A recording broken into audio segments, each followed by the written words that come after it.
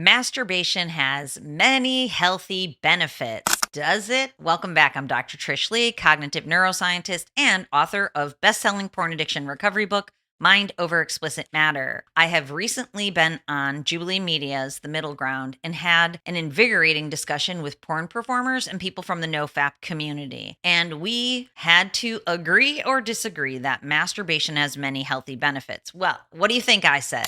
Masturbation has many health benefits. Agreeers, please step forward.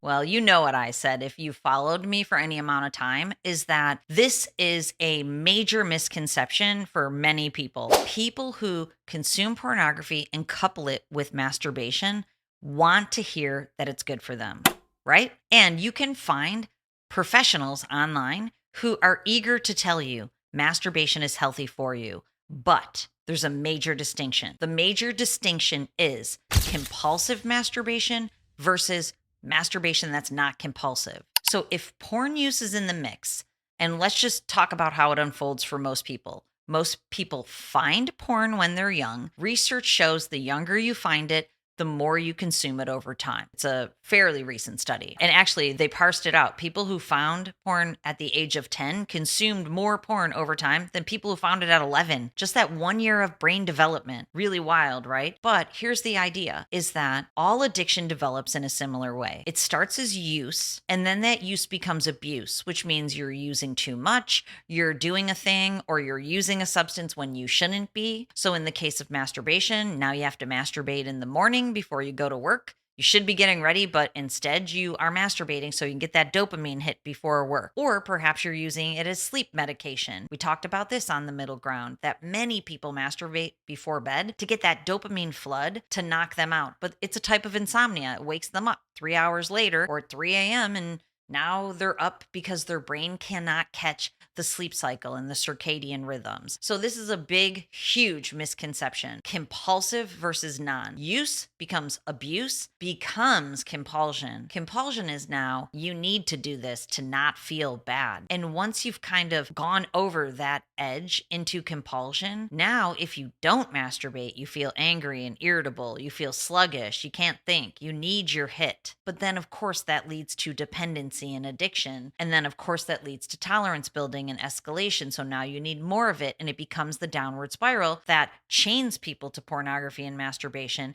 It takes them away from their real world relationships. And this is the piece the porn performers aren't understanding. And I don't think was necessarily characterized as well as it should have been. And I should have done it also, is talking about, there's people who are watching porn. Either they're watching it on and off all day long, they're watching it every night, or there's some people who watch porn for hours every day. So this is how we know it's addictive. And there is a definition to addiction. And I joked about it. I said, you don't even have to know what the 6 check marks are on that list of if you're addicted to porn or not. Just try to quit and see what happens. That's all you have to do. Then you know you need it. Well, there's qualifiers to the definition of addiction. And then I tell people, just try to stop watching. You don't even have to tick the 6 boxes. And the discussion ensued, porn, even one time a month, is shown to have negative effects. So this is big, real stuff. It's a compulsion to masturbation. Most people are addicted to masturbation who have had a porn habit. They need masturbation in a way that other people don't. So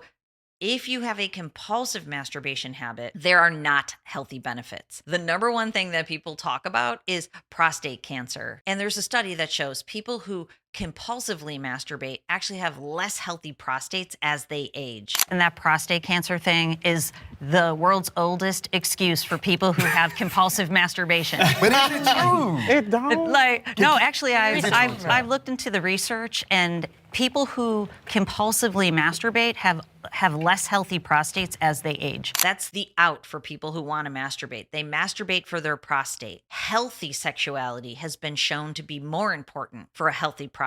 Healthy sexuality is developing that sexuality with a partner where your prostate doesn't get overworked. I had this discussion in another recent podcast, is that when you go back to compulsive porn and masturbation, You're overworking the system. You're going back too often. When you do go back, you're depleting the dopamine, depleting the testosterone, depleting the prostate's ability to work well. It's a depletion behavior. It's a behavioral addiction. The male performer, he likened it to a gambling addiction. And I agreed with him. Gambling addiction is a behavioral addiction. But then I went on to talk about how, you can give up gambling. If you struggle with gambling, you go, I'm not going to gamble anymore. Where I more liken porn addiction to an eating disorder. The mechanisms in the brain are pretty similar in that, you have to eat. It is a biological process that keeps you alive. Most people want to have sexuality and they need it. It's evolutionarily, it is in there for them to have sex with a partner. Porn is not sex with a partner. It's artificial.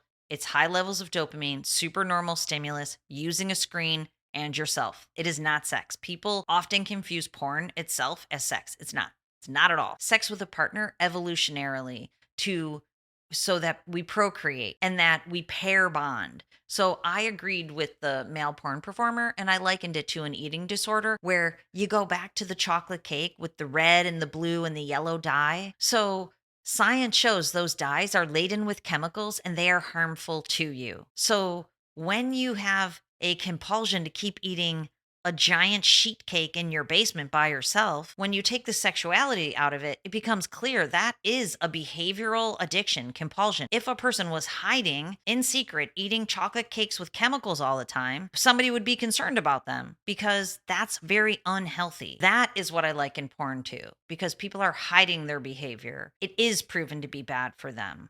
And we know from the science that it causes erectile dysfunction, it destroys relationships, it's at the core of mental and physical health issues. So, and it's highly addictive. We know this. So I liken it to an eating disorder. All of the performers think that masturbation is fine. The one female performer actually said that she thinks masturbation's really good to enhance her sacral chakra. Creative energy within your sacral chakra. And chakras are actually energy centers in your body that are aligned with where there's more nerve energy, but when you overstimulate a chakra, then they're no longer balanced. Sacral chakra is down near the sex organs, and I pointed out that chakras, although we think of them as kind of foo-foo energy, they're actually linked to neurological energy as energy centers where there's neurons. And that if you're overstimulating one chakra, you become imbalanced in your nervous system and the other chakras. And she really didn't have much to say about that. But that we know is an overstimulation. So she says that she goes to masturbation to enhance her creativity. Now, from what I've already told you, you already know she thinks she's enhancing her creativity by that dopamine dump in her brain from masturbation because it makes her feel less stressed and more relaxed, being able to tap into her creativity. But a person with an optimized brain and healthy emotional regulation, they can tap into their creativity without masturbation. You actually can stay in flow state with healthy circadian rhythms if you stay away from masturbation. Masturbation, and especially compulsive masturbation, it's swinging your brain in the pendulum effect. Wired, then tired. Wired, tired. Eventually, that strained brain tips over into drained brain. What I've studied, and I've now shown that this is the brain pattern of porn addiction and erectile dysfunction from porn addiction. Porn also distorts the arousal template. So it makes you want to go back to and experience in your real life that which you have been consuming. And we know there's an increase in punching, in slapping, in choking, in violent acts. So if you're out there and you're watching this and those are the things that you find arousing, those are hypersexuality. And one thing that I was thinking when I was talking with the performers is that they're all looking at this whole thing from a hypersexualized view. And, going back to the idea of hypersexuality, then it accidentally and inadvertently puts you in a hypersexual place where, then it feels empowering to you, but it might not necessarily be balanced. There is a funny story of the goldfish. There's a goldfish that's in a goldfish bowl, and he's swimming around in the water. And another goldfish comes and sits on the rim, and he says, "Hey, Mac, how's the water?" And the first fish who's swimming around, He says to the one sitting on the rim, "What's water?" If you've been in a hypersexualized system for so long, you don't even know you're swimming around in the water. That's what happens to hypersexualized people. The porn performers clearly are hypersexualized. That is their living. They're making money off of it. They are in it to win it. If you've been consuming porn for a long time, you're likely in the water and you don't even know how it feels anymore. Okay, so we did agree in this discussion on masturbation. The male porn performer, he asked the question to me that if his girlfriend is performing masturbation on him, his real girlfriend, within the context of a sexual experience, is that bad?